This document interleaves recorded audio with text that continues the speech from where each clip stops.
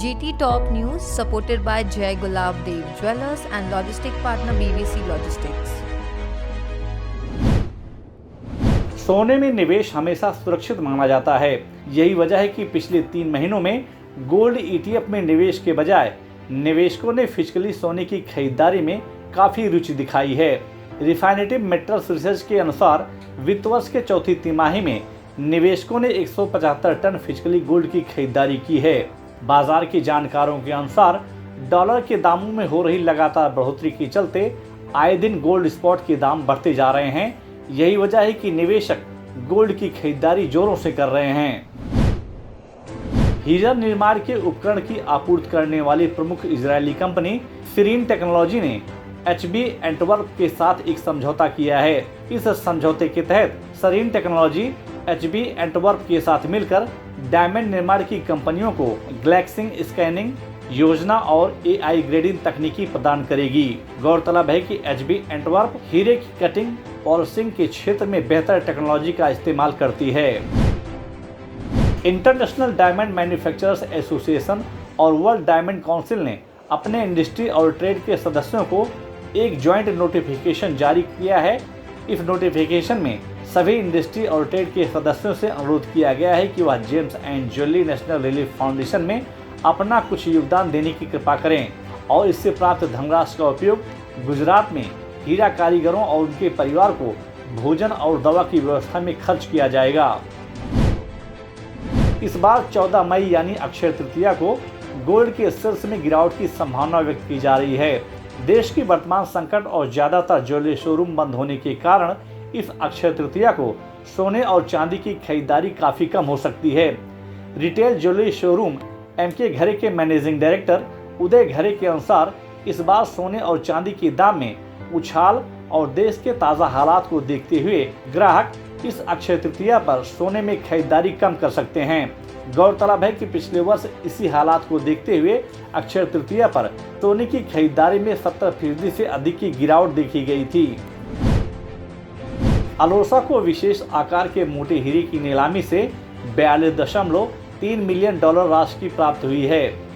अलोसा द्वारा जारी एक रिपोर्ट के अनुसार कंपनी ने विशेष आकार के मोटे हीरे जो 10.8 कैरेट से अधिक के थे, कंपनी ने उसकी नीलामी की है।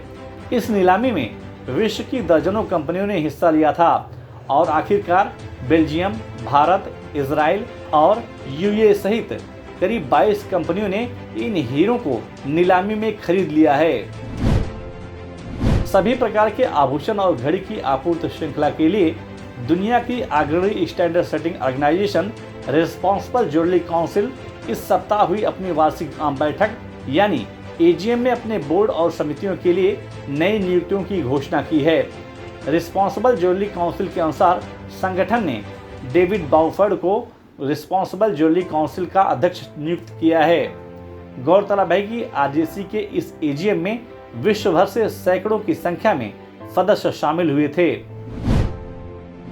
पिछले एक सप्ताह से बुलियन मार्केट में बढ़त का दौर जारी है। मुंबई के सराफा बाजार में सोने और चांदी की मांग में तेजी देखने को मिल रही है।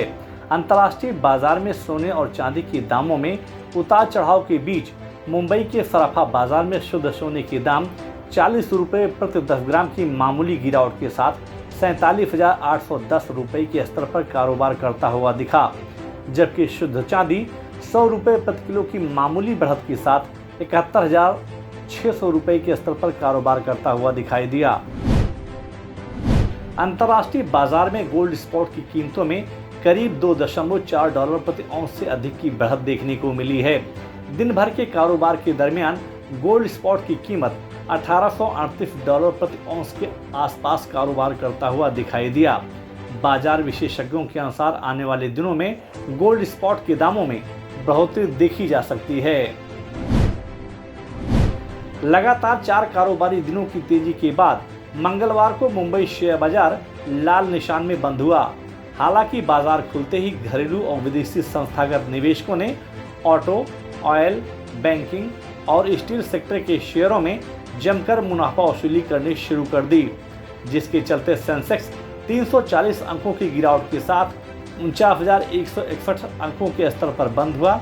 वहीं निफ्टी 91 अंकों की गिरावट के साथ 14,850 के स्तर पर बंद हुआ। जेटी टॉप न्यूज के इस एपिसोड में बस इतना ही। आपको यह न्यूज कैसी लगी और आपके क्या सुझाव हैं, हमें कमेंट बॉक्स में जाकर शेयर जरूर करें। और अगर अभी तक आपने जेटी टॉप न्यूज को सब्सक्राइब नहीं किया तो आप तुरंत सब्सक्राइब, लाइक और शेयर जरूर करें, जिससे आप तक ज्वेलरी इंडस्ट्री की अपडेट खबरें पहुंचती रहें। GT Top News supported by Jai Gulav Dev Jewelers and logistic partner BVC Logistics.